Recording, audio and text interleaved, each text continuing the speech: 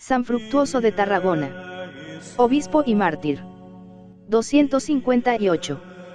20 de enero. Es la primera de las grandes figuras que nos ofrece la historia de la Iglesia española. A mediados del siglo III, cuando Basílides y Marcial, los obispos libeláticos de la España occidental, escandalizaban a los cristianos con su cobardía, Fructuoso avanzaba hacia la hoguera con un gesto lleno de grandeza y dignidad. Noblemente había gobernado antes la Iglesia de Tarragona, la primera ciudad de la España citerior. Pocas se habían mostrado tan adictas a las leyes, a las costumbres y a los dioses del Imperio Romano. El culto al César y a Roma había nacido dentro de sus muros, y el medio millar de inscripciones que se han encontrado entre las ruinas son una prueba elocuente de una romanización ferviente y completa. Un día, cuando los habitantes de Tarragona refirieron a Augusto que en su altar había nacido una palmera, dicen que respondió con ironía: eso prueba lo mucho que subís a él. Pero, sin duda, el dios estaba entonces de mal humor, porque los tarraconenses le dieron muestras constantes de una devoción entusiasta. No obstante, el cristianismo se propagaba en la gran ciudad mediterránea. Tal vez fue San Pablo el primero que dejó allí la semilla. En 250 el jefe de la pequeña cristiandad era un hombre que tenía todo el aliento de los grandes pastores. Respetado de los fieles lo mismo que de los paganos, era uno de los más eminentes personajes del municipio. En la peste terrible que entonces asolaba al imperio dio pruebas de aquella caridad heroica que por aquellos mismos días ejercitaban Cipriano en Cartago, Dionisio en Alejandría y Gregorio Taumaturgo en Neocesarea. Pero la ley es implacable. Gobernaba entonces el imperio valeriano.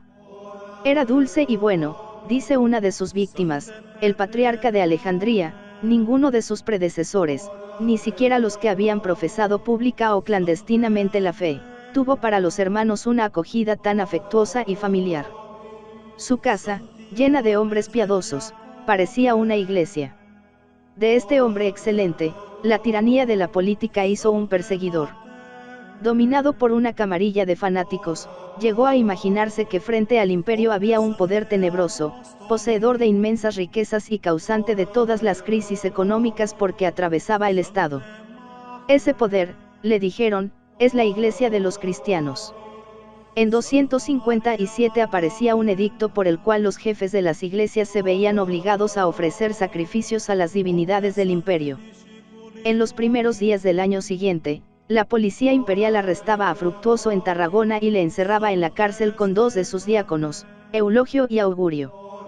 Toda la fraternidad de los cristianos pasó por la prisión, presentándole sus donativos y rogándole que le estuviese presentes en su confesión. El obispo seguía predicando y catequizando, y, aunque encadenado, tuvo la alegría de bautizar a un convertido. 7 días más tarde, los 3 detenidos comparecían ante el tribunal. San Fructuoso, obispo, introducid al obispo Fructuoso y a sus diáconos, ordenó el gobernador Emiliano. Aquí están, respondieron los oficiales. Y comenzó el interrogatorio. ¿Conoces las órdenes del emperador?, preguntó Emiliano. No las conozco, pero soy cristiano, respondió el obispo. Pues exigen que adores a los dioses. Yo adoro a un solo Dios, que ha hecho el cielo, la tierra, el mar y cuanto hay en ellos. ¿No sabes que hay dioses? No sé nada de eso. Pues lo aprenderás. Fructuoso levantó los ojos al cielo y rezó silenciosamente. ¿Quién?, repuso el gobernador, podrá ser obedecido, temido, honrado, si se rehúsa el culto a los dioses y la adoración a los emperadores. Después, dirigiéndose hacia el diácono Augurio, añadió: no escuches lo que Fructuoso te dice. También yo, replicó el diácono, adoro al Dios omnipotente. ¿Y a Fructuoso, le adoráis, acaso?, preguntó Emiliano a Eulogio. Yo no adoro a Fructuoso, sino al Dios que Fructuoso adora. Entonces el gobernador, volviéndose de nuevo hacia el prelado, le preguntó: ¿eres obispo? Lo soy. Lo fuiste, dijo Emiliano, levantándose y ordenando que los 3 fuesen quemados vivos. Los esbirros se apoderaron de ellos y los llevaron al anfiteatro, que era el lugar designado para el suplicio. El pueblo caminaba junto a ellos llorando. En el trayecto hubo un momento emocionante y de un sabor arcaico. Varios hermanos se acercaron a los reos ofreciendo una copa de vino. Fructuoso la rehusó diciendo: aún no es hora de romper el ayuno. Efectivamente, era miércoles, día de ayuno para los primeros cristianos, ayuno que duraba hasta las 3 de la tarde. Pero, en realidad, con esta excusa iba unida la más noble modestia. El brebaje ofrecido por la caridad fraterna no era un vino puro, sino una bebida en que se mezclaban infusiones de plantas aromáticas, que daban al cuerpo un vigor momentáneo y le hacían menos sensible a los dolores. Tertuliano se reía de los mártires a quienes había que sostener con semejantes artificios. La altivez ibérica de Fructuoso no se avenía tampoco con esas cobardes mitigaciones. Tenía un sentido demasiado alto del honor cristiano, para permitir que le confundiesen con aquellos mártires ambiguos, de que hablaba el vehemente africano. Imitando al Salvador, apartó los labios de la copa que debía adormecer su agonía, y prefirió beber hasta las heces el cáliz del martirio.